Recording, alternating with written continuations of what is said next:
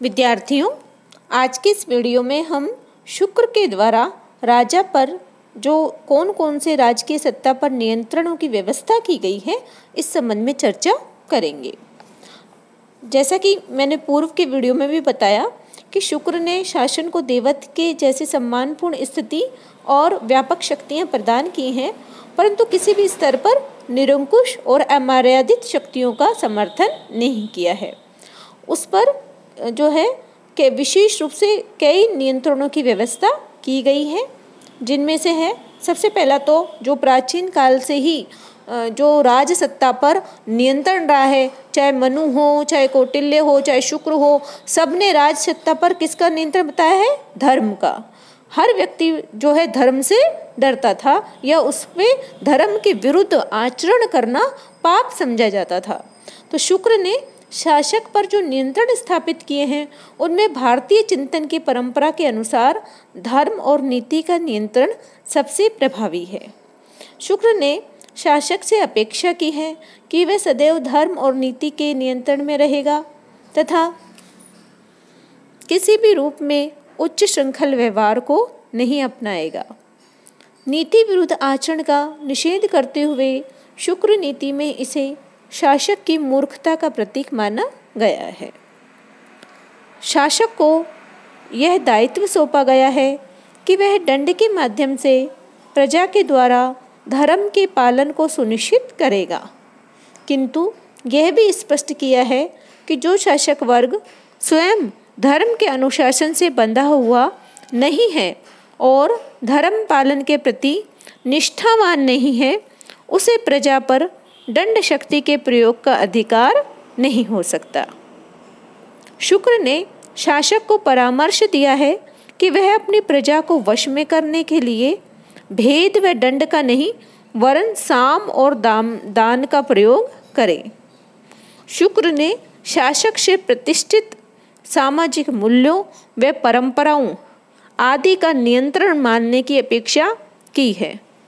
उनका मत है कि देश, धर्म, जाति धर्म, मुनियों द्वारा बतलाए गए धर्म, प्राचीन धर्म, नवीन धर्म, इन सब का ज्ञान प्राप्त कर शासक को इनकी रक्षा करनी चाहिए।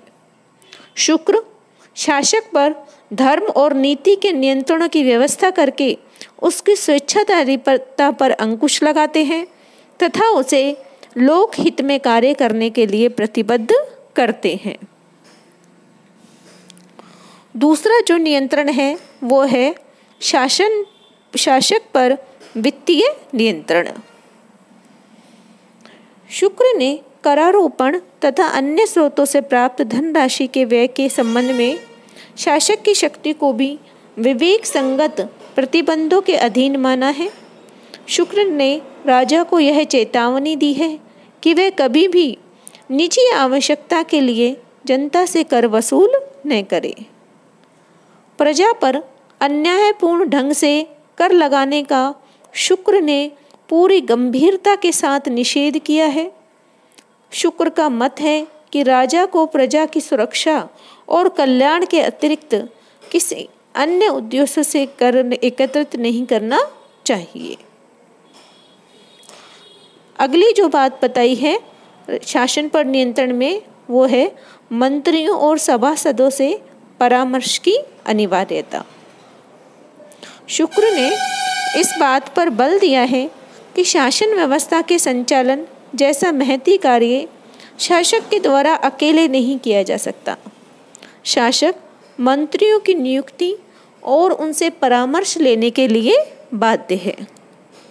शुक्र मानते हैं कि मंत्रियों तथा सभासदों का उचित परामर्श राजा को नीति भ्रष्ट होने से बचाने के लिए आवश्यक है।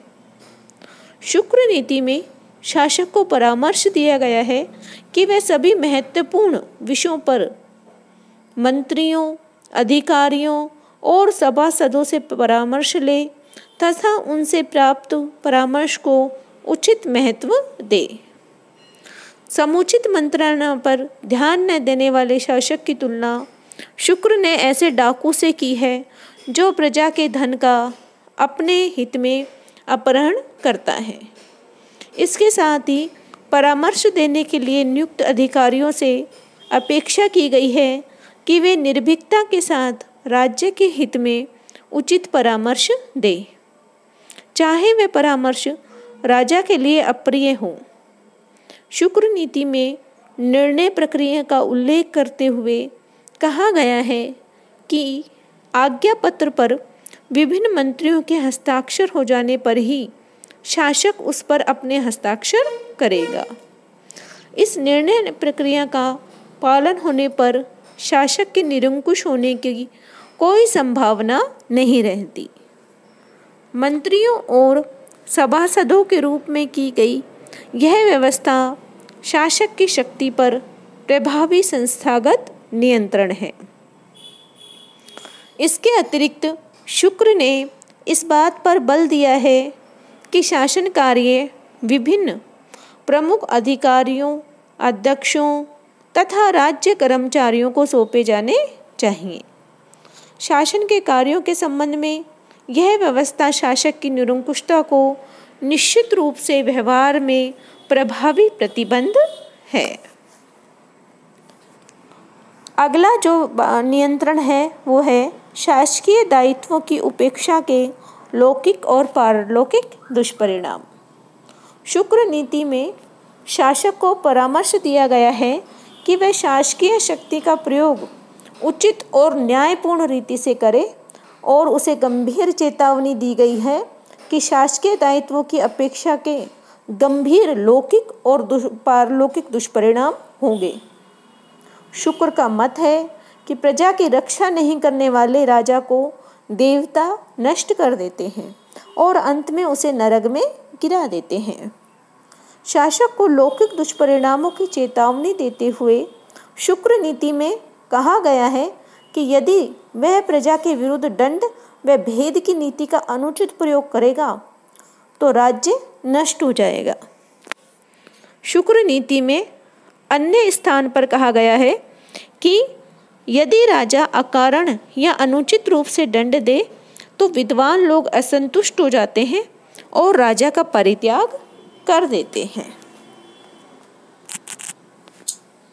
राजा पर अगला नियंत्रण शुक्र ने जनता और जनमत का बताया है और इस संदर्भ में शुक्र जनता को अभिव्यक्ति की स्वतंत्रता तथा जनता द्वारा शासक की निंदा या आलोचना करने के अधिकार को स्वीकार करते हैं।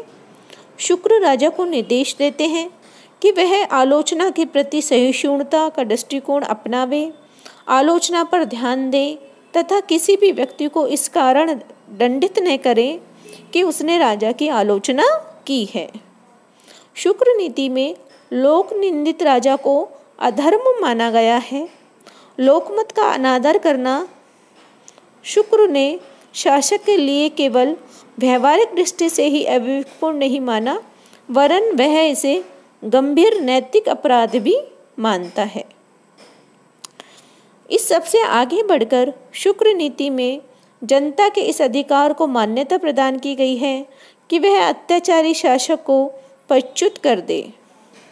शुक्र नीति में जनता का यह कर्तव्य माना गया है कि वह नीति व धर्म के विरुद्ध आचरण करने वाले राजा को निरंतर भयभीत करने का प्रयत्न करे तथा यदि वह अब भी शासक धर्म के विरुद्ध आचरण करने के मार्ग से नहीं हटता तो उसे हटा दे या पदच्युत कर दे। राजा के व्यक्तिगत गुण और कठोर दिनचर्या भी शुक्र के अनुसार राजा पर नियंत्रण का एक काम करती है। शुक्र के अनुसार राजा को विद्वान, न्यायी, विनीत और लोकप्रिय होना चाहिए तथा उसे काम, क्रोध, मोह, लोभ, मान और मद को त्याग देना चाहिए। इसके अतिरिक्त राजा के लिए ऐसी कठोर दिनचर्या निर्धारित की गई है कि उसके द्वारा भोग विलास के लिए कोई समय और शक्ति शेष न रहे। शासक को राज्य के स्वामी की स्थिति प्रदान करते हुए भी उसकी शक्तियों को मर्यादित करना प्राचीन भारत के राजनीतिक चिंतन की परंपरा रही है। मनु, कौटिल्य, उष्णा, कामंदक, वाल्मीकि और वेदव्यास ने इस परंपरा को अपनाया है। शुक्र ने इसी परंपरा को आगे बढ़ाते हुए सभी संभव उपायों को अपनाकर शासक की शक्तियों को मर्यादित रखने का काम किया है। शुक्र के अनुसार राजा को प्राप्त सत्ता एक प्रकार की धरोहर है, जिसका प्रयोग प्रजा के हित में ही किया जाना चाहिए। तो इस प्रकार शुक्र ने राजा की उत्पत्ति को दैवीय भी माना है, लेकिन उसके दैवीय अधिकारों का समर्थन नहीं किया है। राजा पर समुचित विधिक, धार्मिक, सामाजिक, जनता का और उसके व्यक्तिगत गुणों का नियंत्रण रखते हुए शुक्र ने एक मर्यादित शासन की रूपरेखा हमारे समक्ष प्रस्तुत की है। तो इस प्रकार आज हमने शुक्र के राजा के संबंध में विविध विचारों पर चर्चा की। धन्यवाद।